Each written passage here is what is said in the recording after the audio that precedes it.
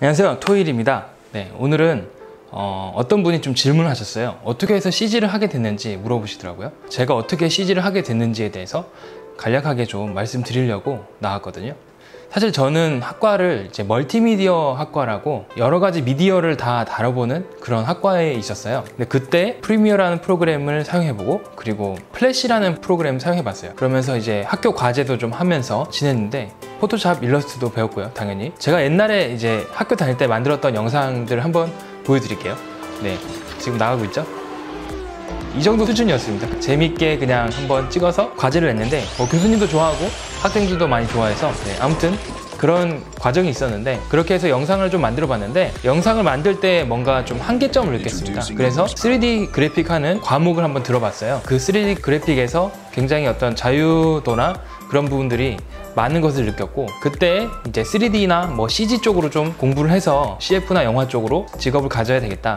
그리고 궁극적으로는 뭐 영화나 이런 거를 만들고 싶다. 네, 그런 생각을 좀 했습니다. 그래서 학교를 졸업할 때쯤에 그쪽을 취업하기 위해서는 학원을 다녀야 되겠다는 생각이 들어서 학원을 알아봤는데, 왜 학원을 알아봤냐면, 사실 학교에서 배운 것은 굉장히 기본적인 수준, 그리고 학생들끼리 공부를 해가지고 알아가는 수준이었거든요. 기본적인 것들만 알려주시고, 과제를 통해서 학생들끼리 서로 공부해서 과제를 제출하고 그렇게 했는데, 그래서 그런지 뭔가 부족함을 많이 느꼈습니다. 학교에서는 뭐 3D 맥스나 지브러시 정도? 그래서 CG 쪽으로 직업을 가지려면 학원을 다녀야 되겠다는 생각에 인터넷 검색을 했죠. 검색을 하다가 S모 학원이 나왔습니다. 그 학원에 적성 검사하는 게 있어서 제출을 했습니다. 그런데 한 15분 후에 갑자기 전화가 왔어요. 지금 당장 학원으로 오라고, 지금 뭐 할인해준다 뭐 이런 얘기가 있어서, 여하튼 그런 과정을 거쳐서 갑작스럽게 바로 마야라는 프로그램을 배우기 시작한 거죠. 그렇게 해서 한 6개월 정도 학원에서 마야 프로그램을 배우고 아트웍 수업을 좀 받았습니다. 마야 작업을 하면서 애프터 이펙트도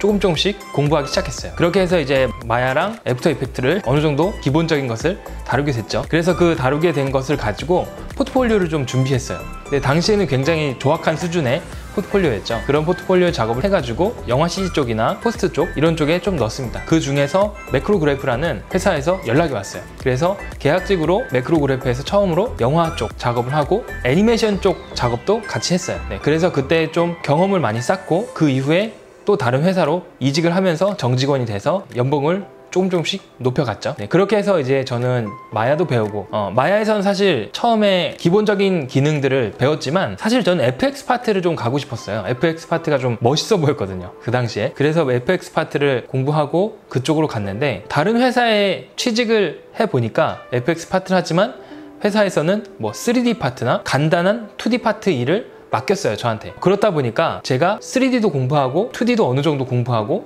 누크도 조금씩 공부하고 그렇게 됐습니다. 그래서 툴들을 많이 다뤄보게 됐고요. 그러다 보니까 제가 원래는 목적했던 FX 파트의 스페셜리스트를 생각했었는데, 점점 일하다 보니까 사실 3D나 2D나 뭐 여러 툴들을 고루고루 다룰 수 있는 그런 파트로 바뀌어진 거죠. 그래서 저는 지금은 이제 제너럴리스트로서 2D나 뭐 3D 가리지 않고 FX 가리지 않고 다양하게 지금 작업을 하고 있고요. 그런데 장단점이 있습니다. 스페셜리스트가 된다는 것은 한 분야의 전문가, 최고의 전문가가 되는 건데, 정말 월드 클래스급의 그런 일들을 할 수도 있겠죠. 저 같은 경우는 이제 한국 회사에 너무나 최적화된 인물이다 보니까 제너럴리스트라고 해서 여러 분야를 다 다룰 수 있게 된 거죠. 큰 회사들이 많지 않기 때문에 작은 회사들은 특히 더 이런 파트 저런 파트를 다 다루기를 원합니다. 그래서 그런 파트들을 다루다 보면은 사실 제너럴리스트가 될 수도 있어요. 근데 여러분들이 사실 목표를 할 때는 스페셜리스트를 목표로 하시고, 한 분야는 어느 정도 내가 마스터하겠다 이런 식으로 공부를 하시는 게 오히려 좋을 거라고 생각이 됩니다. 그러다 보면은 한 분야의 전문가가 되고, 그 다음에 필요에 따라서 다른 툴들을 넘어가는 게 정말 제 생각에는 더 좋은 것 같아요. 네, 그래서 여러분들이 뭐 궁금해하셨던 제가 어떻게 해서 CG를 하게 됐는지 그런 부분들을 좀 말씀드렸고요. 다음 시간에는 더 재밌는 내용으로 다시 한번 만나 뵙도록 하겠습니다. 그럼 여기까지 해서 마치도록 하겠습니다. 제작하세요. 아참, 구독, 좋아요 꼭 눌러주세요.